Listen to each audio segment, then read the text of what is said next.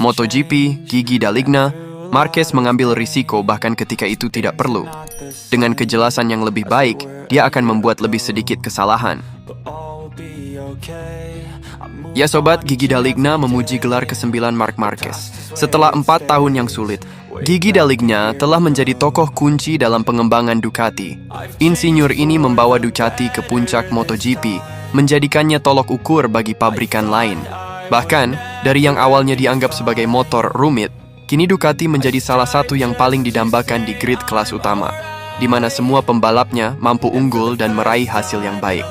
Oleh karena itu, tidak mengherankan jika Marc Marquez juga ingin mengendarai Ducati ketika situasi di Honda menjadi tidak terkendali. Setelah cedera yang dialaminya di Jerez pada tahun 2020, pabrikan Jepang itu kehilangan arah dan tidak satu pun pembalapnya yang mampu secara konsisten meraih posisi yang baik.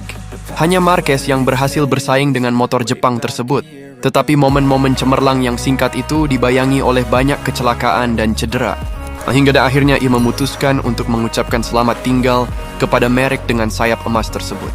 Di Ducati, seperti yang diharapkan, ia disambut dengan tangan terbuka. 2 tahun kemudian, pembalap asal Cervera itu sekali lagi mengukir namanya dalam sejarah MotoGP sebagai juara dunia. Gigi D'Aligna yang menyaksikannya secara langsung berbicara tentang momen ini dalam episode keempat Volver, film dokumenter DAZN tentang krisis dan kebangkitan Marc Marquez.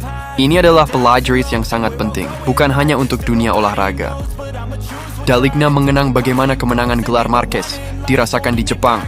Tidak diragukan lagi, itu adalah hari yang indah dan tak terlupakan, terutama sebagai pribadi, lebih dari sekadar sebagai seorang insinyur. Karena bagaimana Marc merencanakan seluruh comeback-nya, karena apa yang dia korbankan untuk mencapainya, saya pikir itu adalah pelajaran yang sangat penting. Tidak hanya untuk dunia olahraga, tetapi untuk dunia pada umumnya. Karena tekad, kemauan, kejelasan, dan kecerdasan yang dia tunjukkan dalam merencanakan kembalinya, katanya.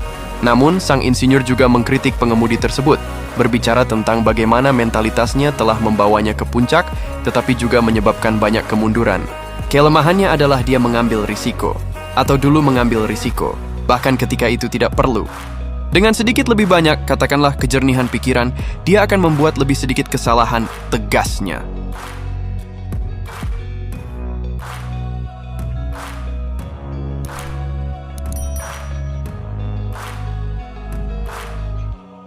Way back